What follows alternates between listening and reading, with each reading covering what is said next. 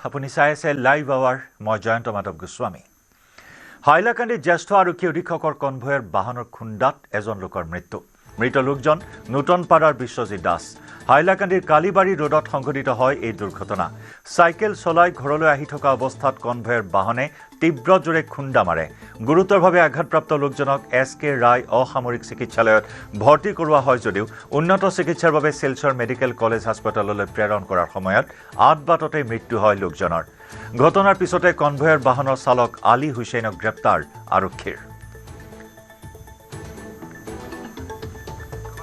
হাইলাকান্দিৰ জ্যেষ্ঠ আৰক্ষী অধীক্ষকৰ কনভয়ৰ বাহনৰ খুন্দাত প্ৰাণ হেৰুৱালে এজন চাইকেল আৰোহীয়ে হাইলাকান্দিৰ কালিবাৰী ৰোডত এই শোকাবহ ঘটনা সংঘটিত হয় চাইকেল চলাই ঘৰলৈ আহি থকা অৱস্থাত তীব্ৰবেগী কনভয়ৰ বাহনে খুন্দা মাৰে লোকজনক গুৰুতৰভাৱে আঘাতপ্ৰাপ্ত লোকজনক এছকে ৰায় অসামৰিক চিকিৎসালয়ত ভৰ্তি কৰায় যদিও উন্নত চিকিৎসাৰ বাবে SMCHলৈ প্ৰেৰণ কৰাৰ সময়তে আধবাটত মৃত্যু হয় লোকজনৰ ইতিমধ্যে দুৰ্ঘটনা সংঘটিত কৰা কনভয়ৰ বাহনৰ চালক আলী হুছেইনক গ্ৰেপ্তাৰ কৰিছে আৰক্ষীয়ে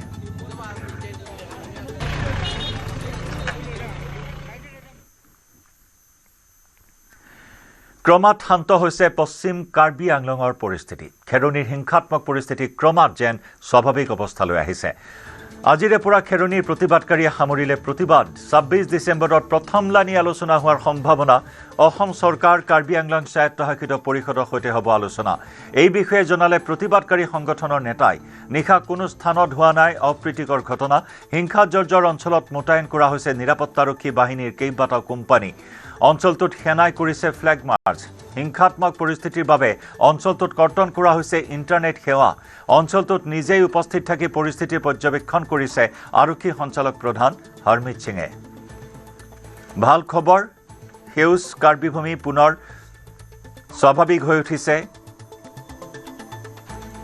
সেউজ কাৰ্বিভূমিত যি হিংসাৰ জুই জ্বলিছিল খেৰণী জ্বলি চাৰখাৰ হৈছিল আৰু সেই পৰিস্থিতি ক্ৰমাৎ এতিয়া অন্ত পৰাৰ দিশে আগবাঢ়িছে ক্ৰমাৎ স্বাভাৱিক পৰিস্থিতি আৰম্ভ হৈছে কাৰ্বি আংলঙত পশ্চিম কাৰ্বি আংলঙৰ হিংসাত্মক পৰিস্থিতি ক্ৰমাৎ শান্ত হৈছে আৰু আজিৰে পৰা খেৰণীৰ প্ৰতিবাদ সামৰিলে প্ৰতিবাদকাৰীসকলে ২৬ ডিচেম্বৰত প্ৰথমলানি আলোচনা হোৱাৰ সম্ভাৱনা আছে অসম চৰকাৰ কাৰ্বি আংলং স্বায়ত্তশাসিত পৰিষদৰ সৈতে প্ৰতিবাদী সংগঠনৰ হ'ব ত্ৰিপাক্ষিক আলোচনা এই বিষয়ে জনাইছে প্ৰতিবাদকাৰী সংগঠনৰ নেতাই নিশা কোনো স্থানত হোৱা নাই অপ্ৰীতিকৰ ঘটনা হিংসাজৰ্জৰ অঞ্চলত মোতায়েন কৰা হৈছে অতিৰিক্ত কোম্পানী নিৰাপত্তাৰ কেইবাটাও কোম্পানী মোতায়েন কৰা হৈছে অঞ্চলটোত সেনাই ফ্লেগ মাৰ্চ কৰিছে হিংসাত্মক পৰিস্থিতিৰ বাবে অঞ্চলটোত কৰ্তন কৰা হৈছে ইণ্টাৰনেট সেৱা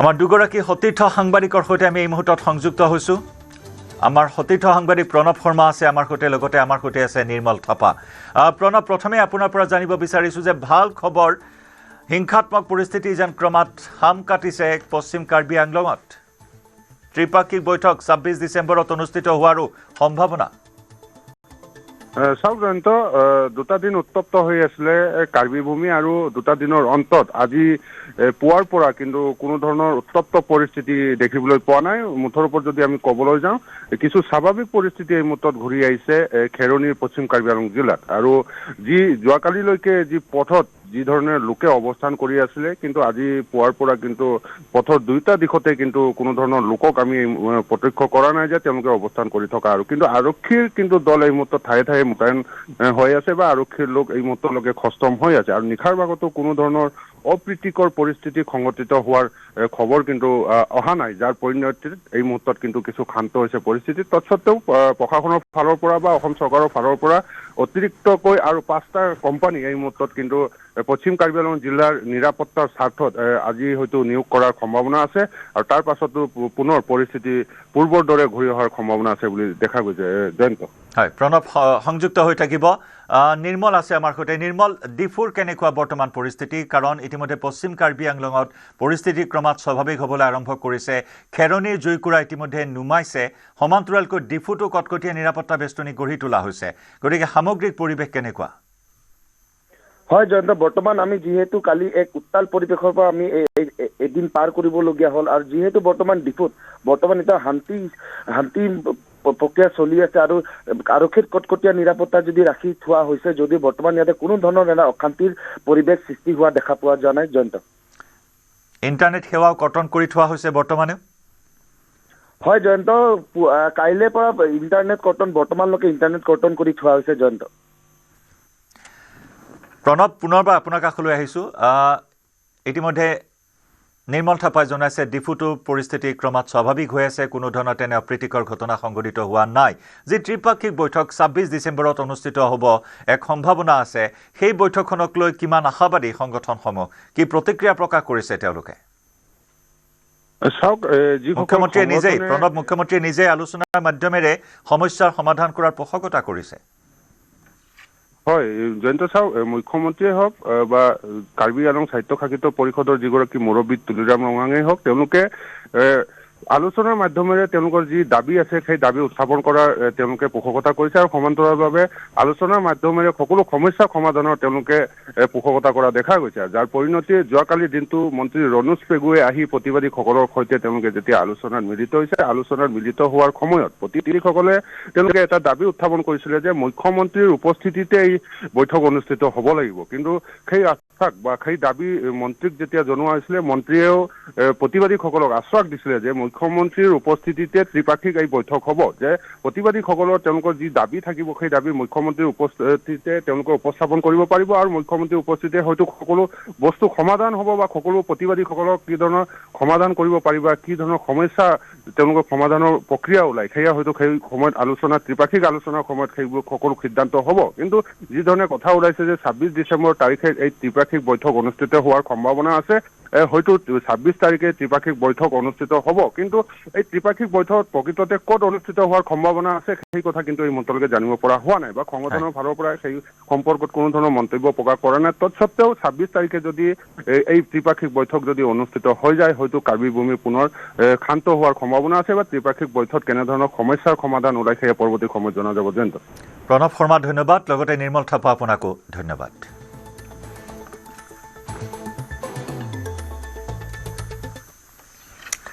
আৰু পশ্চিম কাৰ্বি আংলঙৰ সামগ্ৰিক এই পৰিস্থিতিৰ ওপৰত তীক্ষ্ণ নজৰ ৰাখিছে মুখ্যমন্ত্ৰী ডক্টৰ হিমন্ত বিশ্ব শৰ্মাই অনাকাংক্ষিত ঘটনা দুজনৰ মৃত্যুক লৈ মুখ্যমন্ত্ৰীৰ দুখ প্ৰকাশ খেৰণীত শান্তি শৃংখলা নিয়ন্ত্ৰণলৈ অনাৰ চেষ্টা চৰকাৰৰ খেৰণীত মোতায়েন কৰা হ'ব অতিৰিক্ত নিৰাপত্তা বাহিনী খেৰণীত স্বাভাৱিক অৱস্থা উভতাই অনাৰ নিৰন্তৰ প্ৰয়াস চলোৱা হৈছে আলোচনাৰ জৰিয়তে সমস্যা সমাধানৰ পোষকতা কৰিছে মুখ্যমন্ত্ৰী ডক্টৰ হিমন্ত বিশ্ব শৰ্মাই নিহতৰ পৰিয়াললৈ মুখ্যমন্ত্ৰীৰ গভীৰ সমবেদনা জ্ঞাপন ক্ষতিগ্ৰস্ত পৰিয়ালক সকলো প্ৰকাৰে সহায়ৰো আশ্বাস দিয়ে মুখ্যমন্ত্ৰীয়ে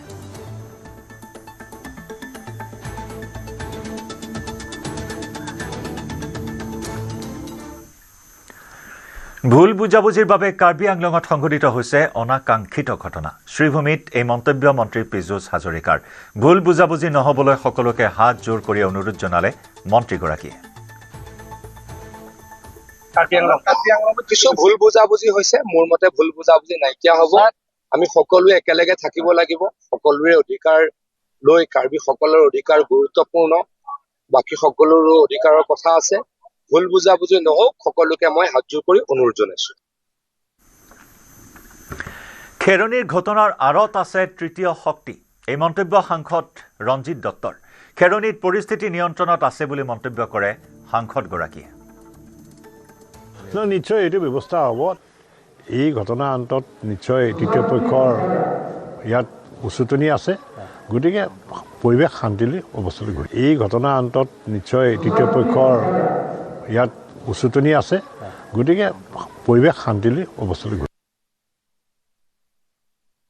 নিশ্চয় এইটো ব্যৱস্থা হ'ব এই ঘটনাৰ অন্তত নিশ্চয় তৃতীয় পক্ষৰ ইয়াত উচতনি আছে গতিকে পৰিৱেশ শান্তিলৈ অৱস্থালৈ গৈ এই ঘটনাৰ অন্তত নিশ্চয় তৃতীয় পক্ষৰ ইয়াত উচতনি আছে গতিকে পৰিৱেশ শান্তিলৈ অৱস্থালৈ গৈ কাৰ্বি আংলঙত আক্ৰমণৰ বলি হৈছিল স্বয়ং আৰক্ষী সঞ্চালক প্ৰধান পৰিস্থিতি নিয়ন্ত্ৰণৰ বাবে চেষ্টা অব্যাহত ৰাখিছে চৰকাৰ তথা আৰক্ষী প্ৰশাসনে পৰিস্থিতি নিয়ন্ত্ৰণৰ বাবে অসম আৰক্ষীৰ ৮টা বেটেলিয়নৰ লগতে CRPFৰ 5টা অতিৰিক্ত কোম্পানী মোতায়েন কৰা হৈছে কাৰ্বি আংলঙত সমগ্ৰ ডিফু চহৰত সতৰ্ক হৈ আছে আৰক্ষী বাহিনী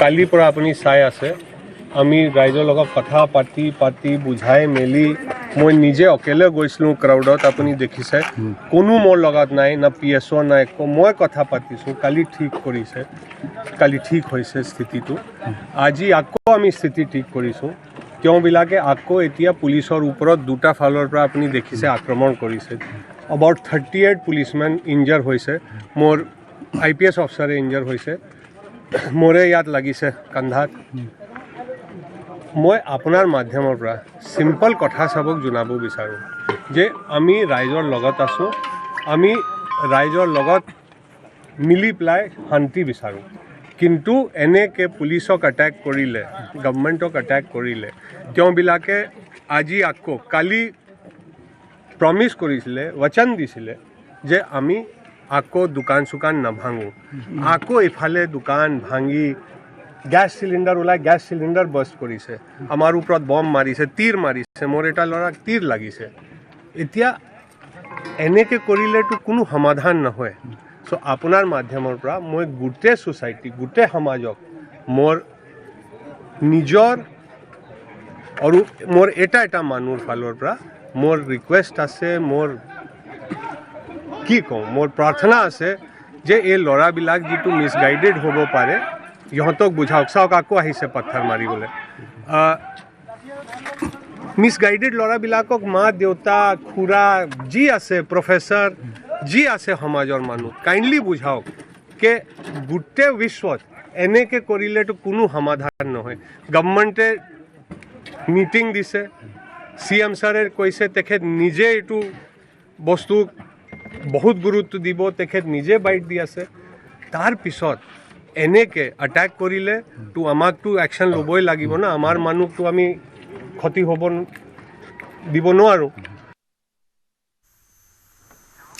আৰু ইফালে পশ্চিম কাৰ্বি আংলঙৰ অতিৰিক্ত আৰক্ষী অধীক্ষকক বদলি অতিৰিক্ত আৰক্ষী অধীক্ষক ফাইজউদ্দিন বৰভূঞাক বদলি কৰা হৈছে নয়ন বৰ্মনক নতুন অতিৰিক্ত আৰক্ষী অধীক্ষক হিচাপে নিযুক্তি দিয়া হৈছে পশ্চিম কাৰ্বি আংলঙৰ শেহতীয়া হিংসা জৰ্জৰ পৰিস্থিতিৰ প্ৰতি লক্ষ্য ৰাখি আৰক্ষী অধীক্ষকক বদলি কৰা হৈছে অতিৰিক্ত আৰক্ষী অধীক্ষক ফাইজউদ্দিন বৰভূঞাক বদলি নয়ন বৰ্মনক নতুন অতিৰিক্ত আৰক্ষী অধীক্ষক হিচাপে নিযুক্তি দিয়া হৈছে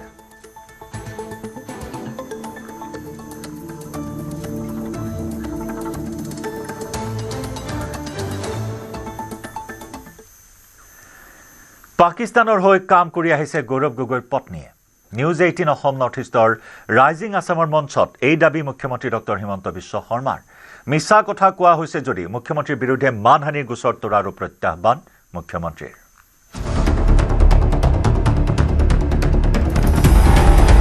পাকিস্তানী গোটৰ হৈ কাম কৰা সদস্য গৌৰৱ গগৈৰ পত্নী ৰাইজিং আসামৰ মঞ্চত গৌৰৱ গগৈৰ পত্নীক লৈ পুনৰ দাবী মুখ্যমন্ত্ৰীৰ আকৌ এবাৰ ৰিপিট কৰিছো she is a part of Pakistani cartel শীঘ্ৰে দিব গৌৰৱ গগৈৰ পাকিস্তান সংযোগৰ চাৰ্জশ্বীট ৰাইজিং আসামৰ মঞ্চত নিউজ 18 অসম নৰ্থ ইষ্টৰ সম্পাদক পৰাগমণি আদিত্যৰ মুখ্যমন্ত্ৰী হিমন্ত বিশ্ব শৰ্মালৈ গৌৰৱ গগৈৰ পাকিস্তান সংযোগক লৈ প্ৰশ্নবাদ কেতিয়া দিব গৌৰৱ গগৈৰ বিৰুদ্ধে উত্থাপিত অভিযোগৰ চাৰ্জশ্বীট গৌৰৱ গগৈ চাৰ্জশ্বীট মুখ্যমন্ত্ৰীয়ে সজোৰে ক'লে শীঘ্ৰে দিয়া হ'ব চাৰ্জশ্বীট খুব সোনকালে মঞ্চত দুবাৰকৈ মুখ্যমন্ত্ৰীয়ে অতি প্ৰত্যয়েৰে দাবী কৰিলে গৌৰৱ গগৈৰ পত্নী পাকিস্তানী গোটৰ হৈ কাম কৰা সদস্য আকৌ এবাৰ ৰিপিট কৰিছো she is a part of Pakistani cartel এই কথা মই কৈ অহাৰ বাবে এটা মানহানি গোচৰো কিয় দিয়া নাই তেওঁতো ডিফামেশ্যন কেছ এটা মোৰ পৰা মিছা কৈছো যদি মানহানি গোচৰ দিয়ক বুলি প্ৰত্যাহ্বান মুখ্যমন্ত্ৰীৰ আজিও মই কৈ আছো মোৰ ওপৰত কেছ এটা কৰিলে কৰক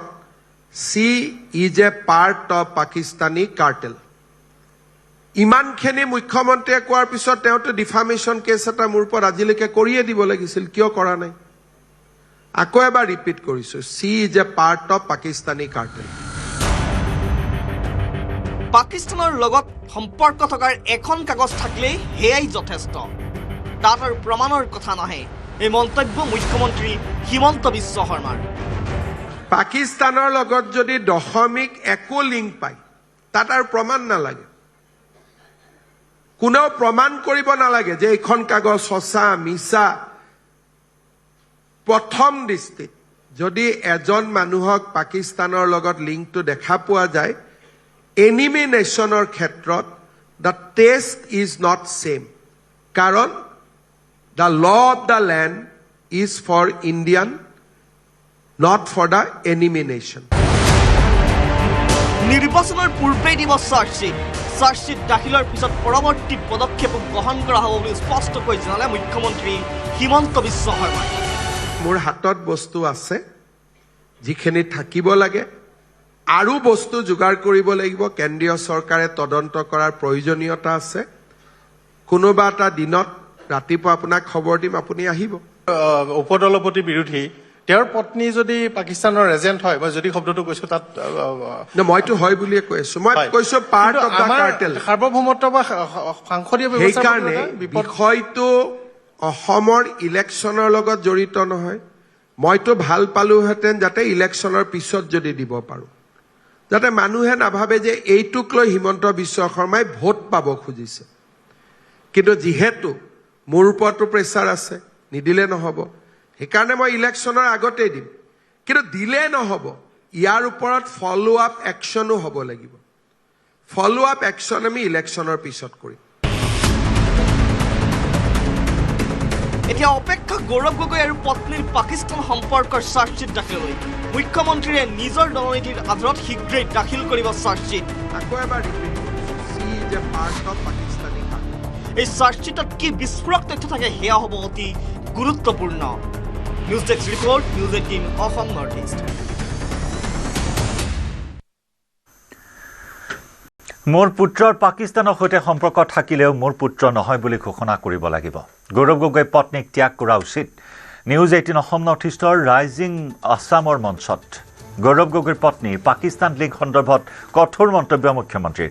পাকিস্তানৰ বাবে গৌৰৱ পত্নীয়ে কাম কৰি আহিছে। গৌৰৱ পত্নীৰ পাকিস্তান লিংকৰ সম্পূৰ্ণ তথ্য প্ৰমাণ মুখ্যমন্ত্ৰীৰ সৈতে থকা বুলি দাবী। পাকিস্তানৰে লিংক থকা লোকৰ সৈতে সম্পৰ্ক থাকিব নোৱাৰে। কাৰোবাৰ মাতৃ বা সন্তান হ'লেও সম্পৰ্ক এৰি দিয়া উচিত। व्यक्ति की धर्मपत्नी के ऊपर कुछ तो है। That is a big issue, because that issue we are going to reveal.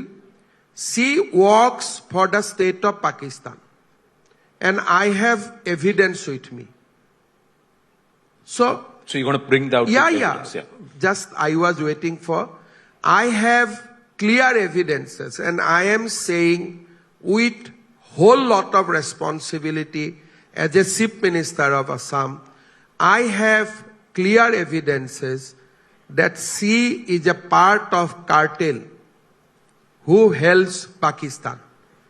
So उसमें how किसी का आप माँ भी हो सकता है, किसी का आप बेटी भी हो सकता है, बट आप जब पाकिस्तानी हो जाते हैं तो आपसे मेरा कैसे संबंध हो सकता है? That apply to my son also. That apply to my mother also. If my son become close to Pakistani, I have to officially say that he is not my son. So that's the responsibility we carry. अगर मैं भी गलती से ऐसा कोई देश विरोधी में पड़ जाता हूं, मेरा माँ भी मुझे बोलना चाहिए कि वो मेरा बेटा नहीं है। राष्ट्र सर्वोपरि। हाँ. Country comes first. Yeah. So I want, after I reveal everything, that gentleman should disown his wife. Well, we'll wait for the evidence. Yes, you should wait for that. देखिए समय अल्प है।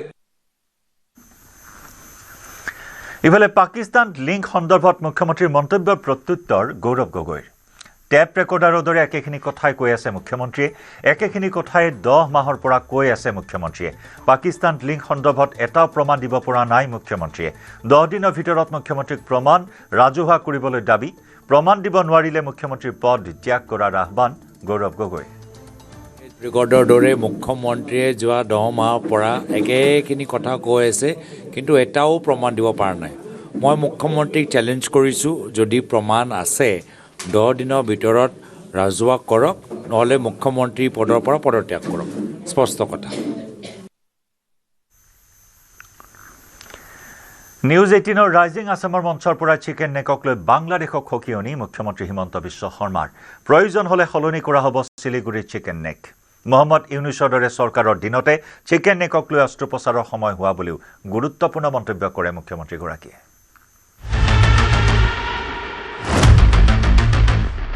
যেতিয়াই ঔষধে কাম নকৰে তেতিয়াই আৰম্ভ হয় অস্ত্ৰোপচাৰ। सर्जरी तभी होते हैं जब बीमार मेडिसिन से ठीक नहीं होते। চিকেন নেকক লৈ অস্ত্ৰোপচাৰ কৰাৰ সময় সমাগত। ये थोड़ा एक्सट्रीम लेवल तक चला गया। চিকেন নেকক লৈ বাংলাদেশৰ প্ৰত্যাহ্বান আৰু হকিয়নি মুখ্যমন্ত্ৰী হিমন্ত বিশ্ব শৰ্মাৰ। मेरा लगता है कि बांग्लादेश ज्यादा चिकन नेक का बात बोलेगा तो चिकन नेक हम रिप्लेस कर दूंगा। বিগত কিছুদিন ধৰি চিকেন নেকক লৈ ভাৰতক ভাবুকি প্ৰদান কৰি আহিছে বাংলাদেশে। বাংলাদেশৰ টাৰ্গেট হৈ পৰিছে অসম তথা উত্তৰ পূৰ্বাঞ্চল। কেইদিনমান পূৰ্বে অসমসহ উত্তৰ পূৰ্বাঞ্চলৰ ৰাজ্যসমূহক লৈ বিতৰ্কিত মন্তব্য কৰিছিল এজন বাংলাদেশী নেতায়ো। বাংলাদেশৰ জনতাক উচতাই উত্তৰ পূৰ্বাঞ্চলক বিচ্ছিন্ন কৰাৰ হুংকাৰ দিছিল নেতাজনে। উত্তৰ পূবৰ বিদ্ৰোহীক আশ্ৰয় প্ৰদান কৰি ভয়ংকৰ মন্তব্য কৰিছিল নেতাজনে। কি কৈছিল বাংলাদেশী নেতাই এবাৰ শুনি লওক। যারা সেপারেটিস্ট আছে বাংলাদেশে আমরা তাদেরকে আশ্রয় প্রশ্রয় দিয়ে যে সেভেন সিস্টার রয়েছে সেটাকে বাংলাদেশ থেকে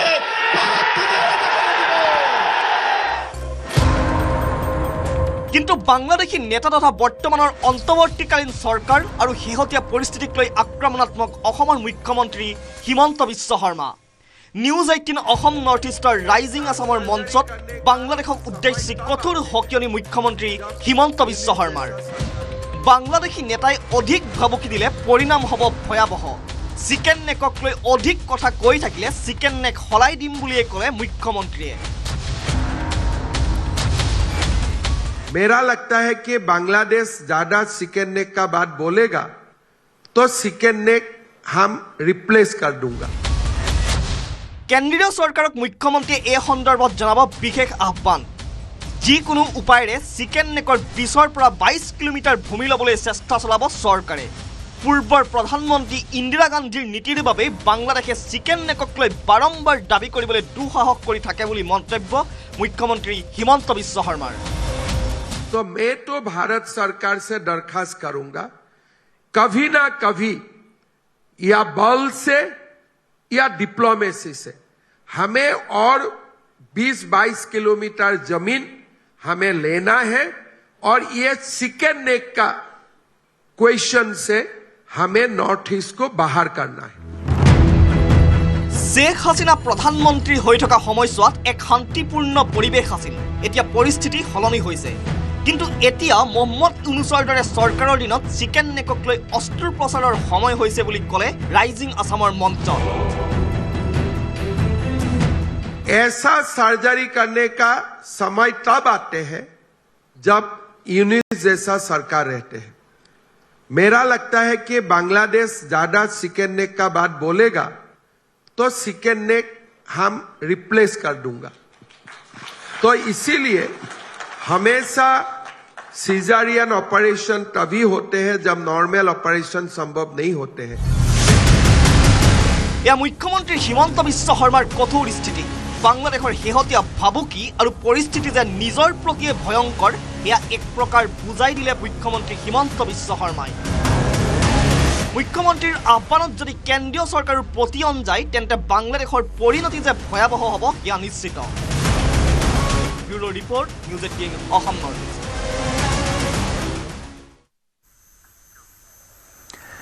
আজি ইছৰোৰ LV-M3 ব্লু বাৰ্ড ব্লক 2 উপগ্ৰহৰ সফল উৎক্ষেপণ। ভাৰতৰ ভূমিৰ পৰা LV-M3 উৎক্ষেপণ কৰিবলগীয়া আটাইতকৈ গধুৰ পেলোড।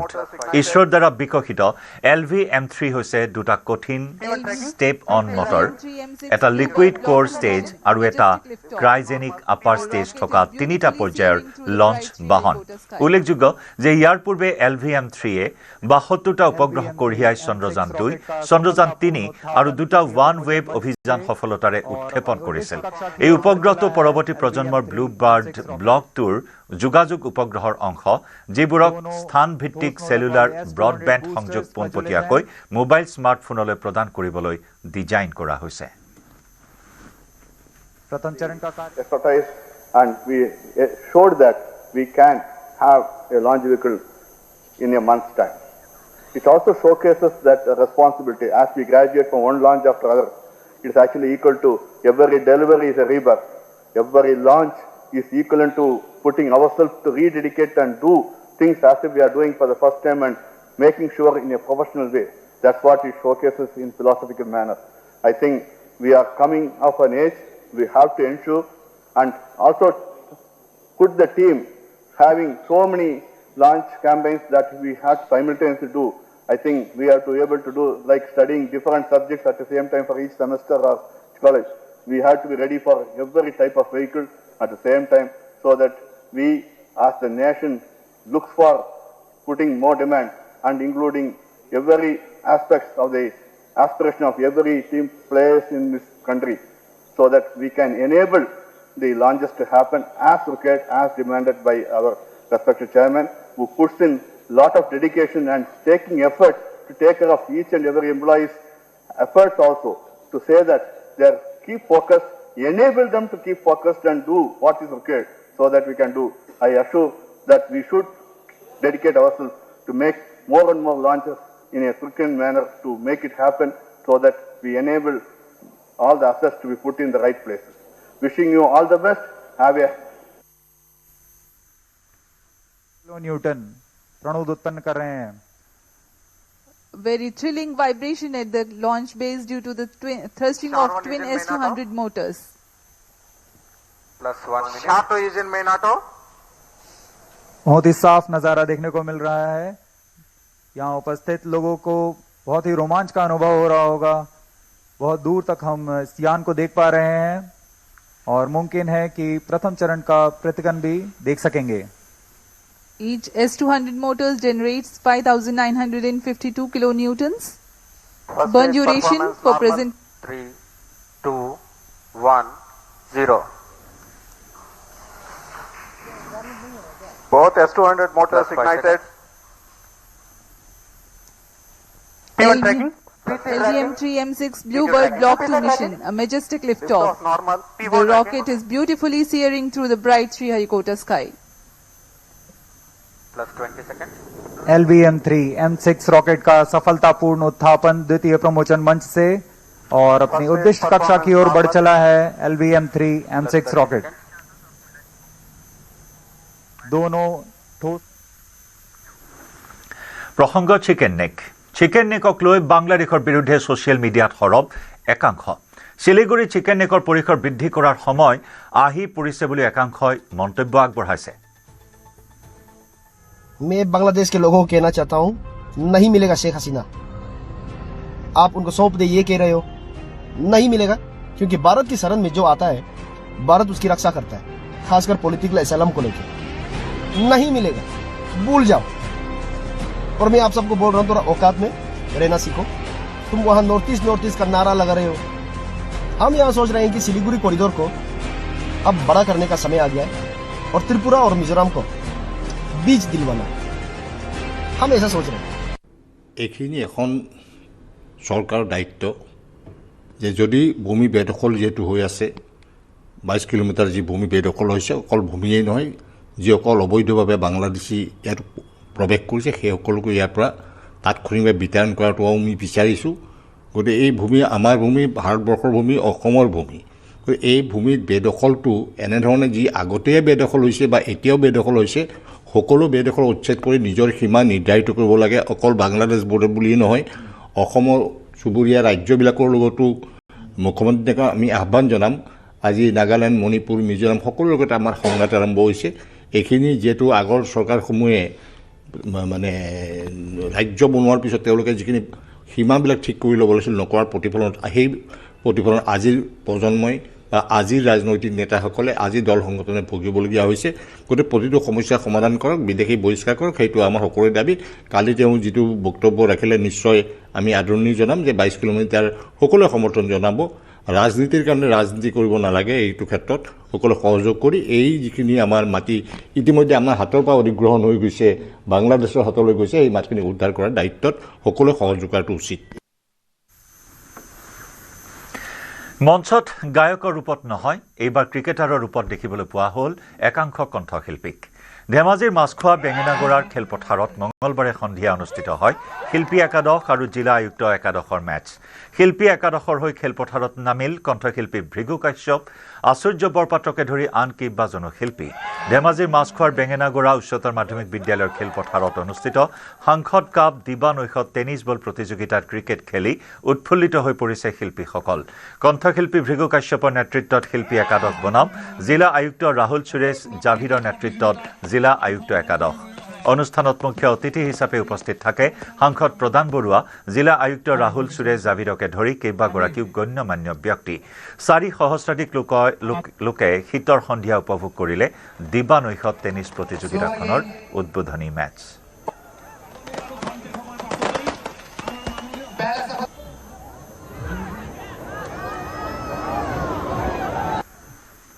এই খেল যে আমি পাতিছোঁ বা আমি যে খেলক গাঁৱে ভূঞে লৈ যাবলৈ চেষ্টা কৰিছোঁ, এই গোটেই বিষয়টো মোদী ডাঙৰীয়াই অনলাইন যোগে আমাক চাই আছে। ইতিমধ্যে সাংসদ কাপ বা সাংসদৰ খেল প্ৰতিযোগিতা বিভিন্ন জেগাত আছে। আমাৰ তেলাহীতো আছে, লখিমপুৰত আছে, শদিয়াত আছে, ডুমডুমাত আছে। তো আমি মাছখোৱাটো এইবাৰ প্ৰথমবাৰৰ কাৰণে আমি আৰম্ভ কৰিছোঁ। তাই ইয়াৰ লক্ষ্য এইটোৱে হৈছে যে সকলোৱে খেলিব লাগে, সুস্বাস্থ্যৰ অধিকাৰী হ'ব লাগে, আৰু ইয়াক যদি তেওঁলোকে বৃত্তিধাৰী খেল ল'ব পাৰে তেওঁলোকৰতো বহুত উপকৃত হ'ব পাৰে। আচলতে ধেমাজিখন মোৰ খুব প্ৰিয় ঠাই, মোৰ ছেকেণ্ড হোম বুলি জানে বহুতেই, আৰু আমি গোটেইখিনি আৰ্টিষ্ট মিলিয়ে ক্ৰিকেট মেটছখন খেলিম। ক্ৰিকেটে এটা মাধ্যম য'ত আমি আমাৰ নিজৰ বন্ধুখিনিক লগ পাই থাকোঁ। গতিকে পৰাগ দাই মাতিলে MP কাপুৰে খেলখনত অংশগ্ৰহণ কৰিবলৈ। প্ৰশাসনৰ সৈতে এখন মেটছ খেলিম, খুব ফ্ৰেণ্ডলি মেটছ এখন হ'ব বুলি ভাবিছোঁ, আৰু ভাবোঁ এই খেলখনৰ জৰিয়তে এই গাঁওখনত খেলৰ যি পৰিস্থিতি, খেলৰ যি পৰিৱেশ, সেয়া আৰু বেছি ভালকৈ গঢ় লৈ উঠিব যেন মোৰ অনুভৱ হয়। ভাল লাগিছে, ক্ৰিকেট খেলি মই ভাল পাওঁ, সৰুৰ পৰা খেলিয়ে থাকি, আৰু এনেকৈ প্ৰফেচনেল খেলা নহয় এনেও আমাৰ, আৰু এনেকুৱাকৈ বন্ধুসুলভ খেলবোৰ হ'লে ভাল লাগে। আৰু বন্ধু আছে, পৰাগ আছে, আৰু পুলক আছে, আৰু প্ৰদান দাও আছে, চিনাকি গোটেই সকলোবোৰ, আৰু সেই সূত্ৰে আমি গোটেইখিনি আহিছোঁ আজি বন্ধুসুলভ খেল খেলিব। বন্যহস্তীৰ উপদ্ৰৱ ৰোধিবলৈ উৰে নিশা বন বিভাগৰ অভিযান। বিগত 3 মাহে তামোলপুৰৰ আঙাৰকাটা অঞ্চলত ত্ৰাসৰ সৃষ্টি কৰি আহিছে বন্যহস্তীৰ জাকে। নিশা হাতী খেদিবলৈ ওলাই আহিল বন বিভাগৰ দল। সম্প্ৰতি খণ্ডাজান নৈত বাঁহৰ পাতিছে পোৱালিসহ বৃহৎ হাতীৰ জাকটোৱে। নিশা বন বিভাগ, NGO আৰু স্থানীয় ৰাইজে নিৰীক্ষণ কৰি ৰাখিছে হাতীৰ জাকটোক। অৱশ্যে এতিয়াও 2টাকৈ হাতীয়ে তাণ্ডৱ চলাই আছে আঙাৰকাটা অঞ্চলত। নিয়ন্ত্ৰণৰ বাহিৰত 2টা হাতীক খেদিবলৈ চেষ্টা অব্যাহত ৰখা বন বিভাগৰ সকলো প্ৰচেষ্টা। হাতীৰ জেগাত যাতে হাতীবোৰ থাকে তাৰ কাৰণে আমি অলপমান চেষ্টা চলাই আছোঁ, যিহেতুকে আমাৰ ইফালে হাতীবোৰ আহি গৈছে, ৰাইজৰ যাতে কোনো ধৰণৰ ক্ষতি নহয় তাৰ কাৰণে আমি অহৰহ চেষ্টা চলাই আছোঁ। গতিকে আমাৰ আটাই কুমৰিঘাটা ৰেঞ্জ, লগতে বেটেলিয়ন পাৰ্টি, লগতে আমাৰ NGO গোটেইখিনিয়ে আমি লগ লাগি বৰ্তমানলৈকে আমি হাতী খেদি আছোঁ। কিমানটা আছে ইয়াতে? ইয়াতে মোটামুটি 20-25টা হাতী আছে। তাৰে মানে 15টামান হাতী ইতিমধ্যে ওপৰত গুচি গৈছে পাহাৰত, আৰু মোটামুটি 10টামান হাতী পিছফালে ৰৈ যোৱা বুলি পেলাই আমাক ৰাইজে ফোন কৰিছে, যে আমি আকৌ তালৈকে আমি যোৱাৰ কাৰণে ৰেডি হৈছোঁ। 26 ডিচেম্বৰৰ পৰা দেশত বৃদ্ধি পাব ৰেলৰ টিকটৰ দাম। 215 কিলোমিটাৰতকৈ অধিক যাত্ৰা কৰা যাত্ৰীয়ে দিব লাগিব অতিৰিক্ত ভাড়া। সাধাৰণ শ্ৰেণীত যাত্ৰা কৰিলে প্ৰতি 1 কিলোমিটাৰত অতিৰিক্ত 1 পইচাকৈ, এক্সপ্ৰেছৰ AC, নন ACত প্ৰতি কিলোমিটাৰত 2 পইচাকৈ বৃদ্ধি পাব। আনহাতে 500 কিলোমিটাৰৰ নন ACৰ যাত্ৰাত যাত্ৰীয়ে ভৰিব লাগিব অতিৰিক্ত 10 টকা। ভাড়া বৃদ্ধিৰ খবৰ পোৱাৰ পিছতে ৰেলযাত্ৰীসকলৰ মাজত সৃষ্টি হৈছে প্ৰতিক্ৰিয়াৰ। অহা 26 ডিচেম্বৰৰ পৰা বৃদ্ধি পাব ৰেল ভাড়াৰ নিৰিখ, আৰু ৰেল ভাড়াৰ যি নিৰিখৰ বৃদ্ধিৰ কথা শুনাৰ লগে লগে কিন্তু ৰেল যাত্ৰীসকলৰ মাজত এক প্ৰতিক্ৰিয়াৰো সৃষ্টি হৈছে। মই গহপুৰৰ ৰেলৱে ষ্টেচনত উপস্থিত আছোঁ। প্ৰথমে পৰিৱেশটো দেখাইছোঁ। বিভিন্ন প্ৰান্তৰ পৰা যাত্ৰীসকল আহিছে নিজৰ নিজৰ গন্তব্যস্থান পাবলৈ। আমি প্ৰথমে যাত্ৰীৰ লগত কিছু কথা পাতি ল'ম, যিহেতু ৰেল যাত্ৰা ভাড়া বৃদ্ধি পাব ডিচেম্বৰৰ 26 তাৰিখৰ পৰা। যদি বৃদ্ধি পায় কেনেকুৱা সমস্যা হ'ব? সমস্যা মানে হ'ব, দুখীয়া মানুহখিনিৰ কাৰণে বহুত সমস্যাই হ'ব।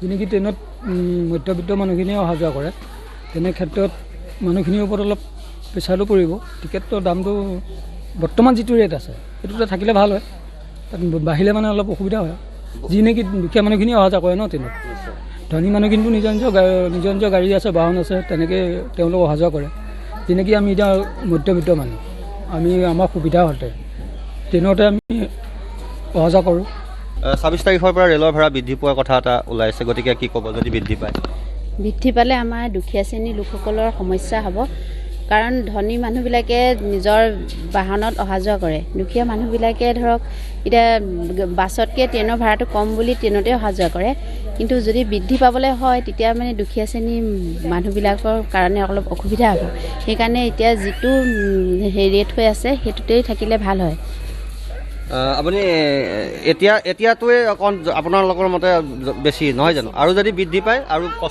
কষ্ট হ'ব আমাৰ যথেষ্ট কষ্ট হ'ব আমি প্ৰায় ৰেলতে অহা যোৱা কৰোঁ ভাড়াটো কম কাৰণে কিন্তু যদি বৃদ্ধি পাবলৈ হয় তেতিয়া আমাৰ মানে অসুবিধা হ'ব বুলি কৈছে দাদা ক'ৰ পৰা আহিছে কোনফালে যাব মই দাঁতখোলা পৰা আহিছোঁ বগীনদী যাব ৰেলৰ টিকেট নিৰিখ বৃদ্ধি পোৱাৰ কথা আছে যদি বৃদ্ধি হয় ৰাইজৰ বা যাত্ৰীসকলৰ কেনেকুৱা সমস্যা বহুত বেয়া সমস্যা বহুত কষ্ট হ'ব আৰু খৰচ নাই ইনকম দুখীয়া মানুহৰ কাৰণে অলপ অসুবিধা হ'ব খেতিয়ক মানুহৰ কাৰণে অসুবিধা খেতিয়ক মানুহৰ কাৰণে অসুবিধা আপোনালোকতো চাগে দূৰ দূৰণিলৈ যাত্ৰা কৰিলে ৰেলৰ জৰিয়তে যায় ভাড়াটোৰ কথা চিন্তা কৰি হয় এইসকল যাত্ৰী তেওঁলোকে প্ৰত্যেকেই জনাইছে যে যদি 26 তাৰিখৰ পৰা 26 ডিচেম্বৰৰ পৰা ৰেল ভাড়াৰ নিৰিখ বৃদ্ধি পায় তেন্তে ৰেলত যাতায়াত কৰাৰ ক্ষেত্ৰত এইসকল ৰাইজ কিন্তু বা যাত্ৰীসকল কিন্তু যথেষ্ট সমস্যাৰ ভুগিব সেয়ে তেওঁলোকে অনুৰোধ জনাইছে চৰকাৰক যাতে ৰেলৰ ভাড়া 26 ডিচেম্বৰৰ পৰা বৃদ্ধি নকৰে এতিয়া যেনেদৰে আছে তেনেদৰে থাকিবলৈ আহ্বান জনাইছে এইসকল যাত্ৰীয়ে নৱবৰ্ষৰ প্ৰাক্ষণত কঠোৰ হৈছে প্ৰশাসন পথ সুৰক্ষাৰ প্ৰতি লক্ষ্য ৰাখি তেজপুৰৰ ৰাজপথত চলিছে অভিযান বিশেষকৈ সুৰাপাই চালকৰ বিৰুদ্ধে লোৱা হৈছে কঠোৰ ব্যৱস্থা শোণিতপুৰ জিলা আয়ুক্ত আনন্দ কুমাৰ দাসে নিজে উপস্থিত থাকি নিশা এনেদৰে তন্নকৈ যান বাহনত চলাইছে তালাচী জিলা পৰিবহণ বিভাগ তথা আবকাৰী বিভাগৰ লগতে আৰক্ষীৰ যৌথ অভিযানত যান বাহন চলাওঁতে হেলমেট ব্যৱহাৰ কৰা গাড়ীত ছিট বেল্ট লগোৱা আদি নিশ্চিত কৰা হৈছে লগতে ব্ৰেথ এনালাইজাৰৰ সহায়ত সুৰাপান কৰি গাড়ী চলোৱা লোকক জৰিমনা বিহা হৈছে উল্লেখযোগ্য যে চলিত ডিচেম্বৰ মাহটোত এই পৰ্যন্ত সংঘটিত কেইবাটাও দুৰ্ঘটনাত জিলাখনৰ 8জন লোকে প্ৰাণ হেৰুৱাইছে আমাৰ এইটো কিছুদিন ধৰি কনচাৰ্ণ এটা হৈ আছিলে আমাৰ যোৱা ডিচেম্বৰ মাহত এতিয়ালৈকে প্ৰায় 8টা ডেথ হৈছে আমি দেখিছোঁ যে বৰ্তমান জোৰকৈ চলোৱাৰ কাৰণ এটা হৈছে বৰ্তমান ড্ৰাংক এণ্ড ড্ৰাইভিঙৰ কাৰণেও হৈছে গতিকে আমি সেইকাৰণে ভাবিছোঁ আজি আমি স্পটত আমি অকণ কণ্টিনিউৱাছলি এইখিনি ড্ৰাইভ এটা আমি কৰি থাকিম আজি জাষ্ট আৰম্ভণি কৰিছোঁ মাজতে মই কৰা হৈছিল কিন্তু আমি দেখিছোঁ যে মানুহে অলপ জানক যে মদ্যপান কৰি চলালে কেনেকুৱা ধৰণৰ ফাইন হ'ব পাৰে বা হেলমেট নোহোৱাকৈ চলালে কেনেকুৱা ধৰণৰ ফাইন হ'ব পাৰে এইখিনিও জানিব লাগে সেইটো আমি আগত মানে লক্ষ্যটো ৰাখি লৈ আমি ষ্টাৰ্ট কৰিছোঁ কাইলৈ পবিত্ৰ বৰদিন খ্ৰীষ্টিয়ান ধৰ্মাৱলম্বী লোকসকলৰ মাজত উখল মাখল পৰিৱেশ বৰদিন উপলক্ষে গীৰ্জাঘৰসমূহ আকৰ্ষণীয় ৰূপত সজাই পৰাই তোলা হৈছে বিশ্বৰ লগতে ঢেকিয়াজুলিৰ থাৰাইবাৰীৰ ৰোমান কেথলিক গীৰ্জাঘৰতো দেখিবলৈ পোৱা হৈছে বৰদিনৰ ব্যাপক আয়োজন খ্ৰীষ্টান ধৰ্মাৱলম্বী লোকসকলৰ পবিত্ৰ বৰদিন সমাগত আৰু খ্ৰীষ্টান ধৰ্মাৱলম্বী লোকসকলৰ মাজত এতিয়া বৰদিনক লৈ ব্যাপক উৎসাহ উদ্দীপনা পৰিলক্ষিত হৈছে সমান্তৰালকৈ ঢেকিয়াজুলিতো দেখা গৈছে খ্ৰীষ্টান ধৰ্মাৱলম্বী লোকসকলৰ মাজত বৰদিনক লৈ ব্যাপক আনন্দ উৎসাহ আৰু এয়া বাতাচীপুৰৰ থাৰাইবাৰীৰ যি গীৰ্জাঘৰ আছে এই গীৰ্জাঘৰতো এনেধৰণে তেওঁলোকে এতিয়া বৰদিনৰ বাবে যি প্ৰস্তুতি সেই প্ৰস্তুতি কৰিছে এয়া খ্ৰীষ্টমাছ ট্ৰি সেই খ্ৰীষ্টমাছ ট্ৰি বনোৱা তেনেধৰণে তেওঁলোকে ব্যস্ত হৈ থকা পৰিলক্ষিত হৈছে বৃহস্পতিবাৰে পবিত্ৰ বৰদিন আৰু বৰদিনক লৈ এইসকল খ্ৰীষ্টান ধৰ্মাৱলম্বী লোক এনেধৰণে এতিয়া ব্যস্ত হৈ পৰিছে দাদা বৰদিন সমাগত কেনেকুৱা অনুভৱ এতিয়া মই ক'বলৈ গ'লে মানে বৰদিনৰ মানে এতিয়া সোমাই গৈছে আমি সৰুৰ পৰাই আছে এতিয়াতো মানে ডিচেম্বৰ 25 তাৰিখ পৰা হ'ব আৰু এতিয়া মানে মনটো খুচি লাগি গৈছে এতিয়া মানে বছৰৰ পৰা মানে হৈ গৈছে না এইটো কি গীৰ্জাঘৰ এইটো আমাৰ কেথলিক গীৰ্জা হয় এক নম্বৰ থাৰাইবাৰী হয় কিমান পৰিয়াল আছে ইয়াতে আমাৰ 70 মান আছে 70 মান হ'ব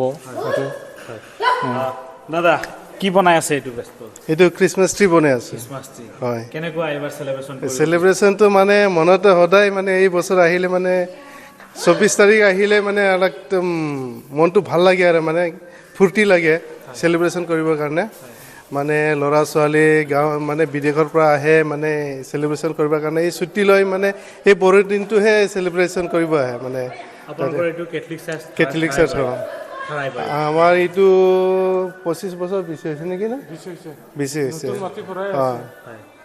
কিমান পৰিয়াল আছে এতিয়া 70 মান আছে ইয়াতে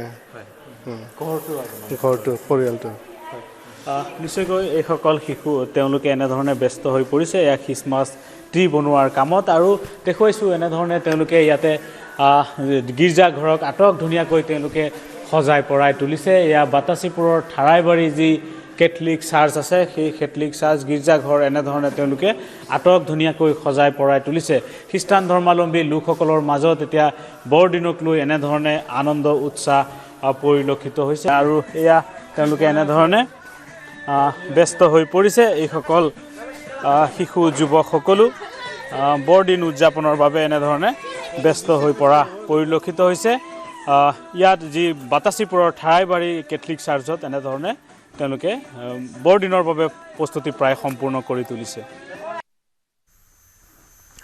আৰু বৰদিন উপলক্ষে ৰাজ্যজুৰি চৌদিশে এনেধৰণৰ আয়োজন চলিছে যদিও এইবাৰ বৰদিনক লৈ বোকাখাটৰ বজাৰত নাই পূৰ্বৰ দৰে উৎসাহ প্ৰাণৰ শিল্পী জুবিন গাৰ্গক হেৰুৱাই সকলো স্তব্ধ হৈছে ধৰ্মীয় দায়িত্ববোধ পালন কৰি জুবিনবিহীন প্ৰথমটো বৰদিন উদযাপন কৰিব খ্ৰীষ্টিয়ান ধৰ্মাৱলম্বী লোকসকলে এইবাৰ বজাৰ তেনেকৈ যোৱাবাৰ লিখীয়া ভাল নহয় অলপ মানে হেমেকা আৰু পাতল কাষ্টমাৰ এতিয়া আমাৰ 50% মালে আমাৰ মানে চেল হোৱা নাই এতিয়ালৈকে আৰু এই মুৰামুৰি সময়ত অলপ কাষ্টমাৰ আহে যেতিয়া বৰদিন ওচৰ চাপে সেই সময়তে আহে আৰু সেই আশা ৰাখিছোঁ যেন আমাৰ মূল পইচাটো যদি উঠি যায় সেইটো আমি সুখী হ'ম আৰু মানে জুবিন দা যোৱাৰ পৰা আৰু প্ৰভাৱ পৰিছে ফেষ্টিভেলবিলাকত মানুহৰ তেনেকৈ উৎসাহটো কমিছে আৰু দামবিলাক একেই আছে ছেইম আছে কিন্তু অলপ অন্য বস্তুৰ তুলনাত অলপ দামটো বেছি খ্ৰীষ্টমাছৰ আইটেমবিলাক মানে কি ধৰি লওক মাল অনাৰ ওপৰত কথা আছে এতিয়া আমি যেনিবা গুৱাহাটীৰ পৰা বা যোৰহাটৰ পৰা মাল যেতিয়া আমি কিনো সেইটো এটা মানে অলপ মানে দামটো অলপ বেছি হয় ষ্টাৰবোৰ 50 টকাৰ পৰা আৰম্ভ হৈছে আৰু হায়েষ্ট আপোনাৰ 850 টকালৈকে আছে একদম ডাঙৰ ট্ৰিবোৰ আপোনাৰ 150 পৰা ষ্টাৰ্ট আছে আৰু 3000লৈকে আছে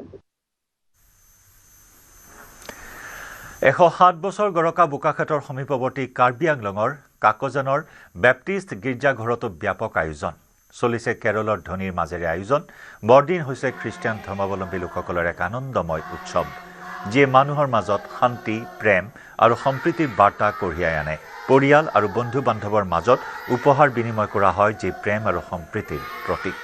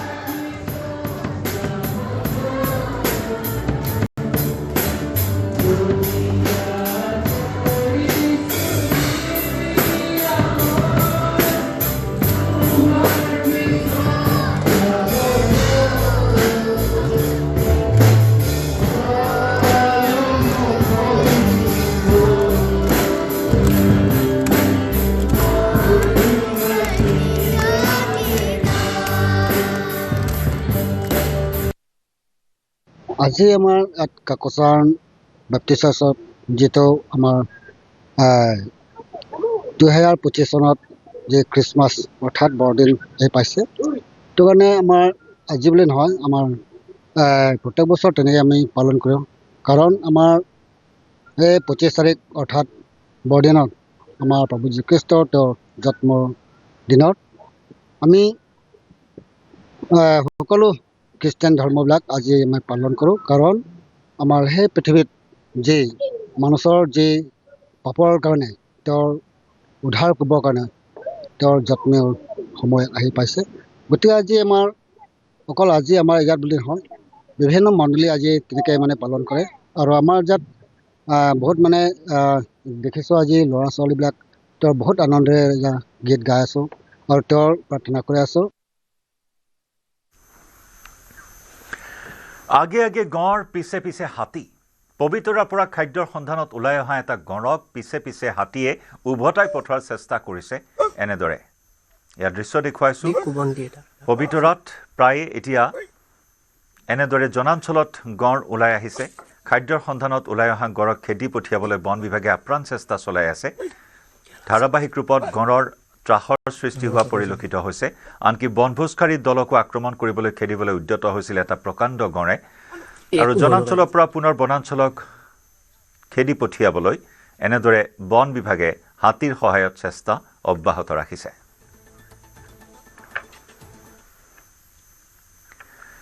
তিনিচুকীয়াত মুখ্যমন্ত্ৰী মহিলা উদ্যমিতা আঁচনি সভাত এগৰাকী মাতৃৰ ক্ষোভ। ডিগবৈ সমষ্টিৰ বিধায়ক সুৰেন ফুকনৰ বিৰুদ্ধে ক্ষোভ মহিলাগৰাকীৰ। তিনিচুকীয়াৰ বাৰেকুৰিৰ এইগৰাকী মাতৃৰ 5 বছৰীয়া কন্যা সন্তানে কাণেৰে নুশুনা এক জটিল ৰোগত আক্ৰান্ত। জীয়েকৰ বা কন্যাৰ চিকিৎসাৰ বাবে বিধায়ক সুৰেন ফুকনৰ ওচৰলৈ গৈছিল দুৰ্ভগীয়া মহিলাগৰাকী, কিন্তু বিধায়কজনে সামান্যভাৱে মহিলাগৰাকীক সহায় নকৰাৰ অভিযোগ।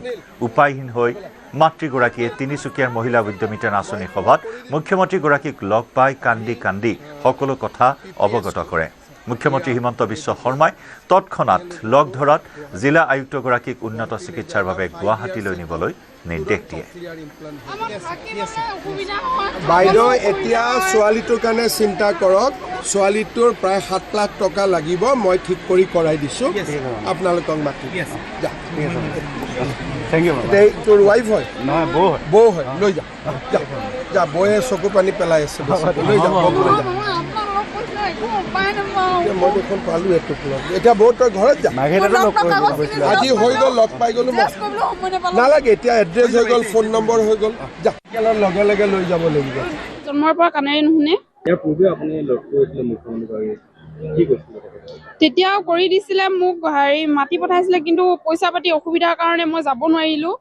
যিহেতু আমাৰ ইয়াৰ পৰা গুৱাহাটীলৈ বহুত দূৰ। মই ইয়াৰ পূৰ্বে বলিন চেতিয়া, সুৰেন ফুকন, বলিন চেতিয়া বাৰু কিবা এটা হ'লে মানে তেলৰ খৰচাটো হ'লেও দি পঠিয়ায়, কিন্তু সুৰেন ফুকনৰ যিহেতু আগতে আমাৰ সমষ্টি আছিলে, তেওঁক মই কৈছিলোঁ যে আপুনি মোক কেবিনৰ ব্যৱস্থা নহ'লে তাত মানে যোৱাৰ ব্যৱস্থা হ'লেও কিবা টিকেটৰ খৰচাটো হ'লেও কৰি দিব পাৰিব নেকি বুলি এনেকৈ কৈছিলোঁ। তেওঁ তাৰপিছত মই এবাৰ খবৰ কৰিম বুলি ক'লে, তাৰপিছত মোক নাম্বাৰটো দি পঠিয়ালে। মই ঘৰলৈ 2 দিনমান অহাৰ পিছত যিহেতু আমাৰ যাবলৈ হৈছিলে টাইম গুৱাহাটীলৈ, তাৰপিছত নাম্বাৰটো দিয়াৰ পিছত মই ফোন কৰিলোঁ যে ছাৰ আপুনি খবৰ কৰিলেনে বুলি সুধিলোঁ।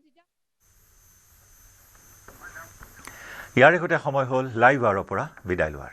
নমস্কাৰ।